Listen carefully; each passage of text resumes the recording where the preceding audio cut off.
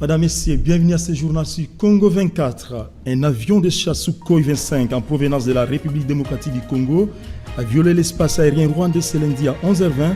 C'est un communiqué du gouvernement de ce pays. COP27, le Premier ministre Sama Lukonde représente le président de la République Félix Tshisekedi dans ses assises qui se tiennent en Égypte. Le Congrès des patriotes démocratiques CPD privilégie la patrie contre les atrocités perpétrées par les Rwandais dans l'est de la RDC. Elle condamne par ailleurs l'embargo sur les armes qui défavorisent la RDC. Lambert Mende, PCA de l'île maritime congolaise, à la tête d'une grande délégation, participe à Abidjan aux Journées africaines de l'administration IA. En infrastructure, démarrage des travaux de réhabilitation de la route Macampagne, place commerciale. Madame, Messieurs, il faut le plus bienvenue à ce journal. COP27, le Premier ministre Sama Lukonde représente le président de la République Félix Tshisekedi à la 27e conférence sur le climat en Égypte. Le président Félix Tshisekedi est préoccupé par la situation sécuritaire qui prévaut à l'est de la RDC, raison pour laquelle il a envoyé son représentant Sama Lukonde. Et justement, par rapport à cette situation sécuritaire à l'Est, selon un communiqué du gouvernement rwandais, un avion de chasse Sukhoi 25 en provenance de la RDC a violé son espace aérien à 11h20 ce lundi 7 novembre 2022 et s'est brièvement posé à l'aéroport de Rubavu de la province de l'Ouest. Aucune action militaire n'a été entreprise par les Rwandais à propos. Et l'avion est retourné en République démocratique du Congo. Les autorités rwandaises ont protesté contre cette situation auprès du gouvernement de la RDC qui a reconnu le silence.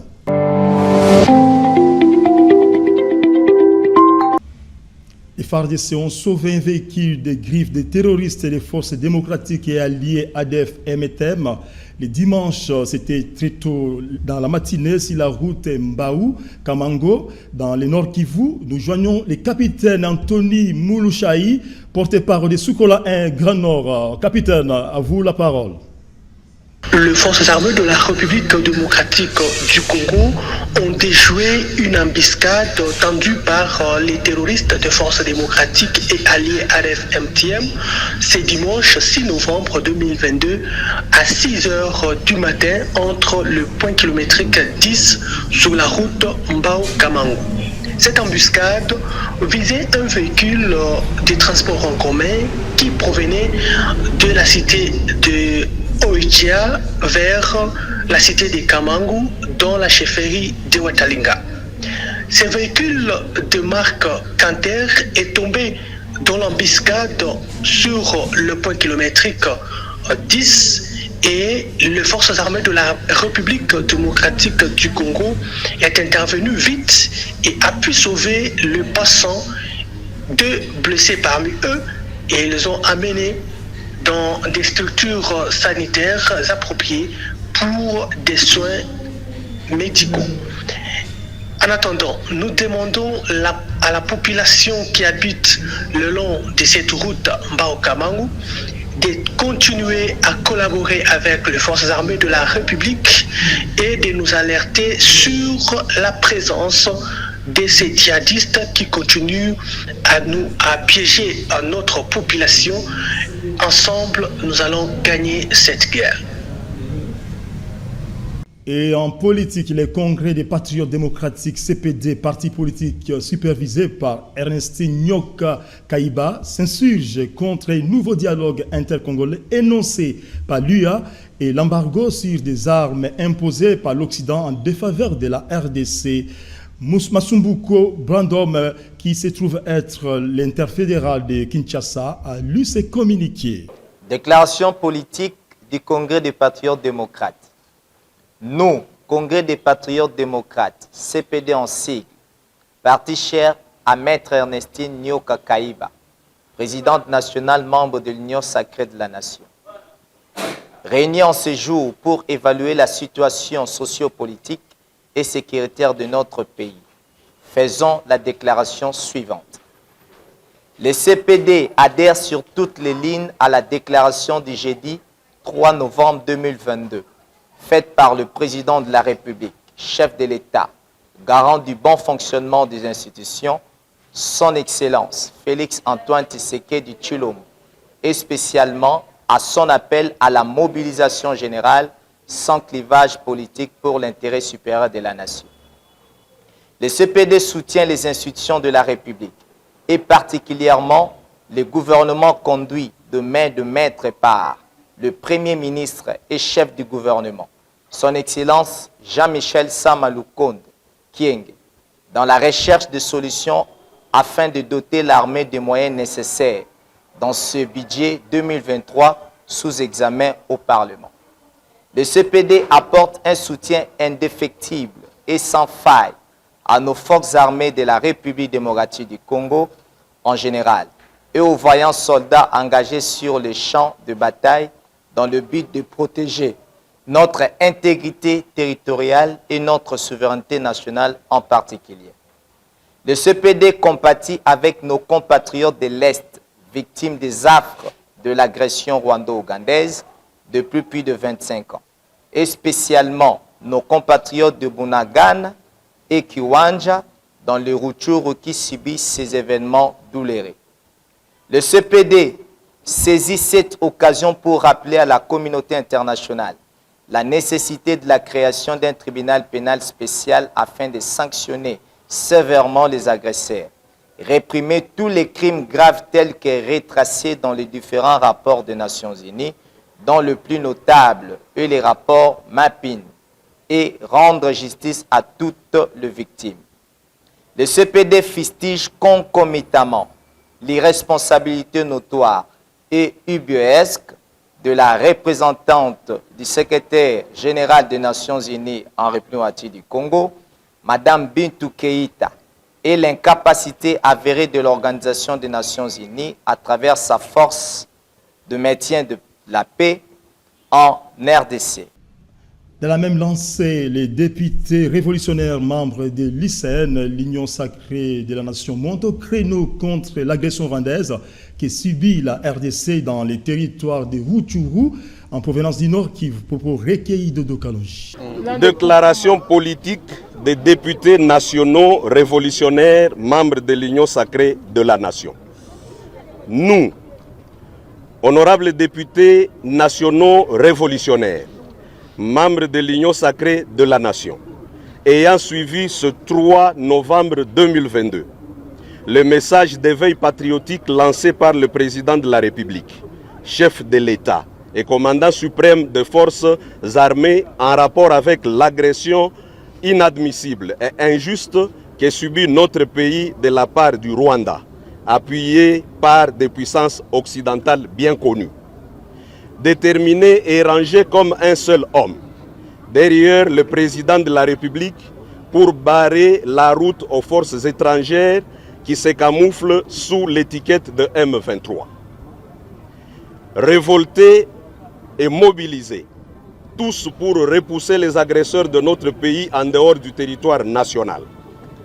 Dénonçons avec la dernière énergie la passivité de la communauté internationale et de l'Union africaine qui ne se complaisent qu'à faire des déclarations creuses alors que nos enfants, frères et sœurs, errent et meurent sans abri ni assistance. Recommandons ce qui suit à tous les jeunes et patriotes de toute la République d'être vigilants, de s'enrôler massivement dans l'armée, de braver la peur et de dresser nos fronts pour accompagner nos forces armées qui sont sur la ligne de front en vue de combattre les agresseurs et les mettre en déroute jusqu'à leur dernier retranchement. Aux forces vives de la nation et aux acteurs politiques de toutes tendances confondues, de taire les divergences politiques, de privilégier la cohésion nationale et de se ranger tous derrière les forces armées de la République démocratique du Congo et leur commandant suprême. Au gouvernement de la République de ne ménager aucun effort, de doter notre armée de moyens conséquents en veillant sur la traçabilité et la transparence, d'identifier et punir sévèrement tous les traîtres qui œuvrent au sein de notre armée et qui ne cessent de jouer le jeu de l'ennemi, de n'envisager aucune intégration des ennemis de la République dans les institutions de la République, y compris l'armée. À la communauté internationale l'Union africaine et les organisations sous-régionales de jouer le franc jeu et d'imposer des sanctions sévères à l'endroit du Rwanda qui ne cesse de faire couler le sang des Congolais et de piller les richesses de notre pays. Que nos compatriotes de l'Est, particulièrement des provinces du Nord Kivu, de l'Ituri et du Sud Kivu, ne perdent pas d'espoir. Nous sommes et restons un même corps. En notre qualité d'élus légitimes du peuple et de défenseurs attitrés de l'intégrité territoriale de notre pays, prenons le ferme engagement de nous déployer dans les heures qui suivent à travers nos 26 provinces pour une mobilisation tous azimuts en vue de pérenniser les idées contenues. La dernière adresse de son Excellence, Monsieur le Président de la République, chef de l'État, Félix Antoine Tshisekedi Tshilombo. La République démocratique du Congo reste et restera une et indivisible. Que Dieu bénisse la République démocratique du Congo et son président. Nous vous remercions. Au Nord Kivu, plus de 3000 jeunes se sont enrôlés dans l'armée congolaise après l'appel du président Félix Tshisekedi pour combattre la rébellion du mouvement du M23 soutenu par les Rwandais. Ça rend tête pour les détails. Au total, plus de 3000 jeunes se sont enrôlés au sein de forces armées de la République dans la province du Nord Kivu au lendemain du discours du chef de l'État Félix Antoine Tshisekedi Tshilombo. Le colonel Faustin Dakala, directeur chargé de recrutement au sein de la 34e région, renseigne que parmi ces jeunes volontaires, 808 sont de la ville de Goma, cependant 2018 autres sont de la partie nord de la province.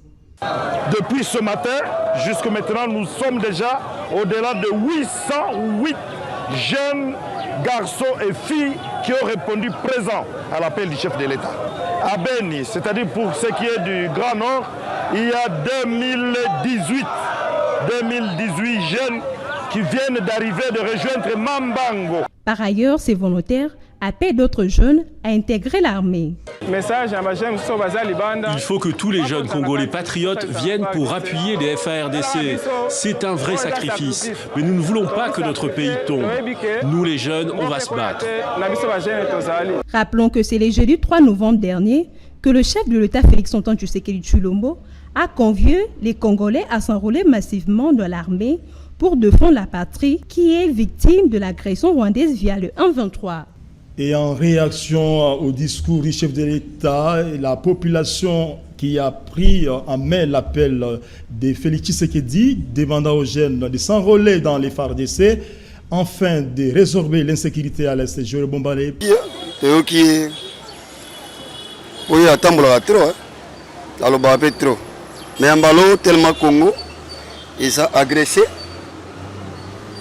Tu qui appelle na to kende. Mais avant to kende.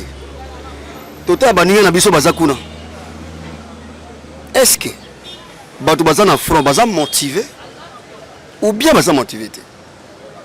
Mais comme patriote, to ko senga ko tia budget. Est-ce que tous en assass? Tous en minduki. Ba jeu de chasse ezali. Ba bombe ya solo ezali. Ba drone ezali.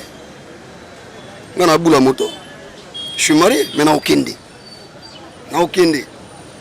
Mais to sengi e pa na ye. Ngana okena otika famille na ndenge wana. Il faut mourir na ngeza la bien. Mpona ngai message wana appel wana ya chef de l'État combattant suprême ya nos forces armées na yambaki avec joie. Et puis en plus pourquoi s'adresser à mingi na ba jeune et puis ngape ngina baksa un mot na o wana le commandant suprême à Lubaki, parce que jeunesse y a une force vive ya mboka. Jeunesse nde défendaka mboka. Ya wana ngina ba jeune batika distraction. Vrai problème ezao yango wana. Vrai problème ezao ba distraction te auto wana surtout biso ba jeune na Kinshasa. Vrai problème ezali ya ko défendre ba territoire na biso. Ya ko défendre mboka. Ana lobi ponanga. Na biso ba mikolo me pesi biso ba formation o soki yindi tokende kaka soki pona bana belete nga kutu na nyagi donc na mikendele déjà pour Rwanda zo pesi biso kanda makasi bazo ba jeune no ba ko yenga te ba lokota so ba boy ba kanga bango na makasi ba kena musala soda parce que mboka ezokufa tozomona bazoboma bandeko na biso finalement bakanga bango bakenda tosepeli trop mpo na ngai na tout cas na félicité trop. Revenons à Kinshasa pour vous parler de la recrudescence de la criminalité dans cette ville-province. Le pasteur Théo Chitala alerte la population contre les nouvelles stratégies des bandits. Anod Malonda pour les propos recueillis. Pendant tozobunda na baili ya mboko oyo tobeta bango biloko babima libanda to connaître kimia ya solo avec le fils de l'homme Félix Tshilombo. Nazoyebisa bana mboka nyonso place bozali ke botambola na engele bozala prudent. Ba assassin ba bomi ba bebisi ba se bakoti. Otelemi na arrêt tala taxi nini okokota. Tala mutuka nini okokota. Bakomi kotambola ko utiliser même bana basi. Okokota boye bakangi ba vitre bakopakoloka mwa elamba moko lokola mouchoir ezali empoisonné.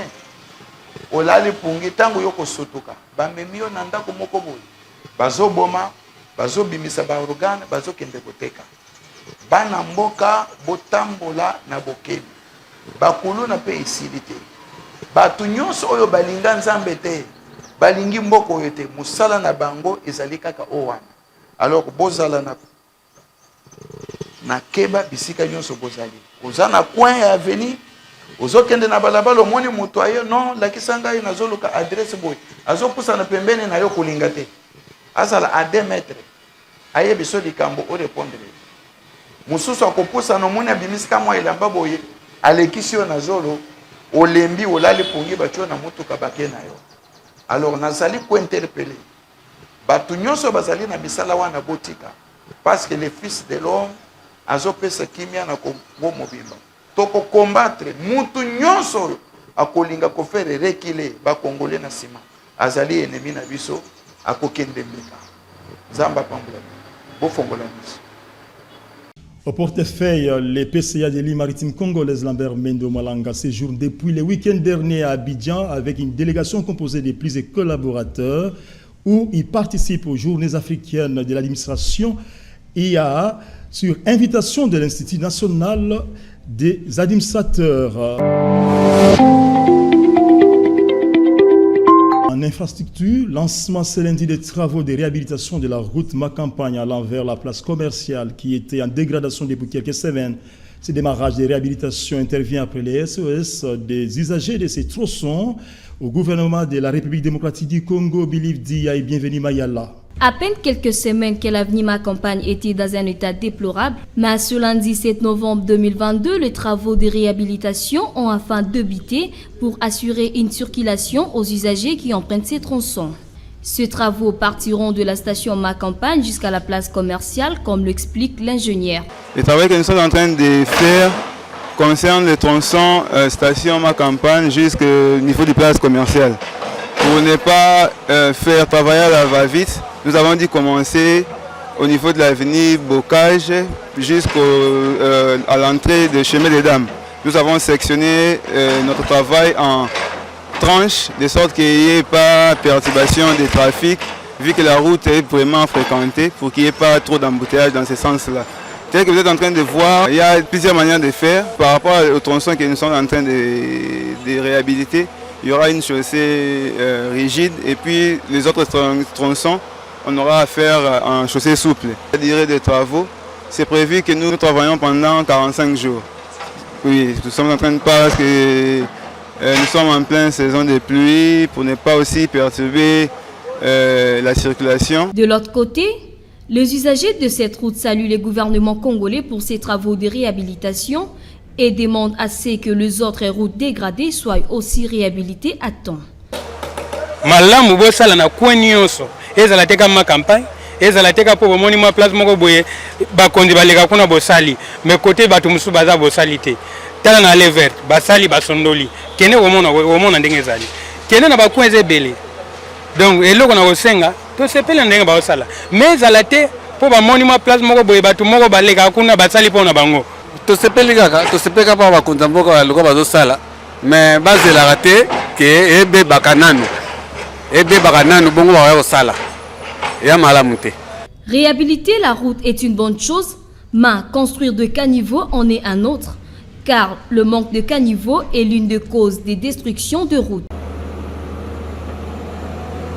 Et en sport, les 16 équipes qualifiées pour les 8e de finale de la Ligue des champions européennes ont été fixées sur leur sort. Paris Saint-Germain n'a pas été gâté puisque les rouges et bleus ont hérité du Bayern Munich. Joël Bombalé pour les détails.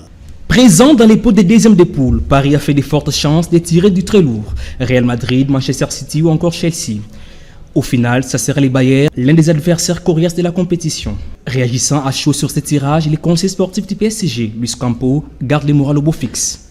Je me rappelle de discuter avec les joueurs au vestiaire après Turin quand on sort les premières études tout de suite sur les possibilités. J'ai dit, ça va être Bayern. Ah, vous l'avez dit? Oui, et ça arrive le Bayern. Je pense que pour nous, c'est une grande opportunité de continuer la belle saison qu'on a à faire. C'est jouer contre un grand club, c'est très motivant. C'est comme ça que je le regarde. Avoir au parc et après à Munich l'opportunité de jouer avec la qualité qu'on a cette année. Et c'est comme ça qu'on doit le regarder d'une façon très positive. On est confiant.